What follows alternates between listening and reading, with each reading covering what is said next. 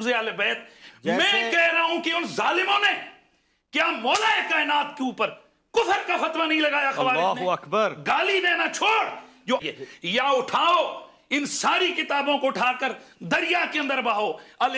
ये जुमला किसी तरह मुनासिब नहीं।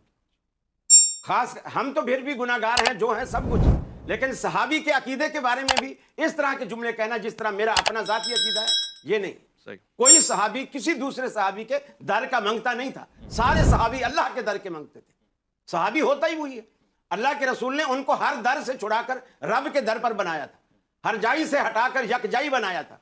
और आज हम फिर वही कहें कि वो उसके दर पे मांगते थे। ये अना मदीनतुल इल्म व अलियुन बाबू दर है ना हुजूर का, तो इस दर पे खड़े होकर इल्म का सवाल हमें ये नहीं यानी एतराज कि अल्लाह के रसूल सल्लल्लाहु अलैहि वसल्लम के सहाबी इल्म रखते थे, हजरत अली भी इल्म रखते थे, हजरत उमर भी, लेकिन उसको हदीस बना करके आपने फरमाया मैं इल्म का शहर हूँ, अली उसका दरवाजा। ये रिवायात मुहद्दिसीन की नजर में सही नहीं है। क्या है? यानी हम अपना पैमाना नहीं बनाएं। सही नहीं है तो फिर क्या हुक्म लगाएं?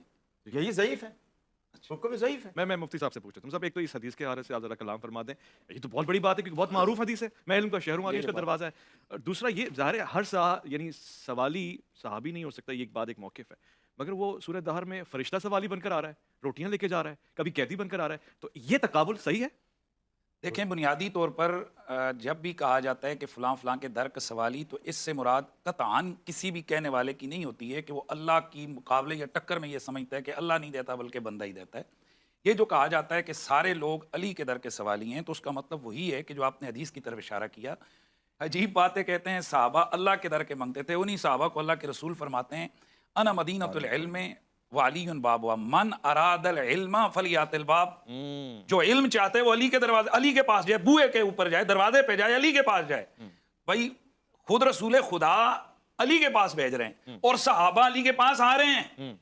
मैं इनसे पूछना चाहता हूं कि 1.25 लाख साहबा हैं, उनमें से 100 मुहद्दिसीन के उसके हवाले से बात कर रहा हूं, 130 साहबा जो है ना कुल मुफ्ती हैं, और उन मुफ्तियों में से सारे मानते हैं कि मुज्तहिद साहबा इकराम जो है ना 10 या 11 हैं, और उनमें से भी बड़े बड़े मुहद्दिसीन इकराम के अक़वाल मौजूद हैं कि उनमें से भी जो जलीलुल कदर साहबा इल्म के हवाले से अब्दुल्ला बिन मसूद, हज़रत अब्दुल्ला बिन अब्बास रज़ियल्लाहु तआला अन्हु और एक और साहब मुआज़ बिन जबल, इन चंद साहबा के पास आते हैं। ये बात छिड़ी कि अगर इनको मसला दरपेश हो ये कहाँ जाते हैं? उन्होंने फरमाया अली के पास जाते हैं। खुद हजरत खलीफतुल मुस्लिमीन उमर बिन खत्ताब रज़ियल्लाहु तआला अन्हु, एक नहीं दो नहीं 20 मुख्तलिफ अल्फाज से आपके ये लफ्ज मौजूद हैं, क्या फरमाते हैं? या अल्लाह जिस जगह जिस जहान में अली ना हो, हसन का बाबा मुझे वहां जिंदा ना रखा। तो फिर वो जो कहते हैं लौला अली ला का उमर, तो ये सब चीज क्या है? और फिर जब आपसे कहा जाता है कि ये सवाल, तो आप फौरन पास करते हैं, कहते हैं अली के पास जाओ, और फिर आप फरमाते हैं कि हमें क्या फिक्र है जब हमारे अंदर अली जैसी हस्ती मौजूद है।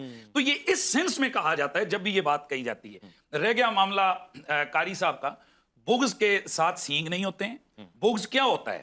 बुग़्ज़ ये होता है कि आप किसी भी ममदू की अजमत और शान में से कीड़े निकालें, और ये एक बड़ा पुराना मौला कायनात के जमाने से ये चीज चल रही है। भाई ये कोई नया काम नहीं है। उस बुग़्ज़ का क्या आलम होगा कि मौला कायनात के नाम पर नाम रखने वालों के सर उड़ाए जाते थे? अल्लाहु अकबर। क्या ये अस्माउर रिजाल की मुस्तनद अहले सुन्नत की किताबों में मौजूद नहीं है? उस बुग़्ज़ का क्या आलम होगा कि मिंबरों पर बैठकर मौला कायनात पर सबो शतम होता था। लिहाजा मैं अक्सर कहा करता हूं, मैं अक्सर कहा नहीं होता था। ला इलाहा, मैं हवाला देता हूं, अल इस्तिआब, मैं हवाला दे रहा हूं भाई। बाकी तुम मानो साहबा के हवाले से मानो तो उधर तुम्हें हाँ दर्द हुआ है, दर्द हुआ है, अली के बुग़्ज़ियों पे सट लगी है, दर्द हुआ है। इसी को कहते हैं बुग़्ज़े अली, इसी को कहते हैं बुग़्ज़े अहले बैत। मैं कह रहा हूं कि उन जालिमों ने क्या मौला कायनात के ऊपर कुफर का फतवा नहीं लगाया? खवारिज ने गाली देना छोड़, जो अली को काफिर कह सकते हैं, जो अली के ऊपर शिर्क का फतवा लगा सकते हैं, क्या उनसे वहीद है कि वो गालियां दें? और मैंने तो नाम नहीं लिया कि किसने दी है, खुद बोले कि किसने दी है। असल बात यह है कि हमें बर्दाश्त करना चाहिए। या उठाओ इन सारी किताबों को उठाकर दरिया के अंदर बहाओ, अल इस्तिआब को उठाओ, इब्ने हजर को उठाकर फेंको। ये सारे वो हैं कि जिन पर तुम्हारा अस्माउर रिजाल खड़ा है, सारे का सारा उन्होंने लिखा है, और ये चीज मौजूद है। आपका नंबर आएगा, बोलिएगा बेशक, आपकी तरफ आना है, मौजूद है इसमें। और मौला कायनात मौला अली पाक की जो हवाले से मैं बात कर रहा हूं, तो बात यह है कि ये एक पुराना नवासिब का तरीका था कि वो हर वो हदीस जो मशान अली के अंदर आई उसके साथ कोई ना कोई अल्फाज چند ایک الفاظ بڑھاتے تھے محدثین، ان الفاظ کے حوالے سے کہتے تھے یہ حدیث ثابت نہیں ہے، اور اس کو خوارج اٹھا کر یا نواسب اٹھا کر لگا دیتے ہیں، دیکھیں فلاں محدث نے کہہ دیا نہیں ہے۔ اصل اس حدیث کے ساتھ بھی پریکٹس کی گئی ہے، اس حدیث کو بھی مجروح کرنے کے لیے اس کے آگے پیچھے الفاظ بنائے گئے، انا مدینۃ العلم و ابو بکر نے ساسوا وغیرہ، یہ اسماعیل استرابادی کی گھڑی ہوئی جو روایت ہے، اس کے اوپر واضح طور پر موضوع کا حکم لگا ہے۔ یہ جو روایت ہم پڑھ رہے ہیں نا مدینۃ العلم والی ان بابوا، امام حاکم رحمۃ اللہ تعالی المستدرک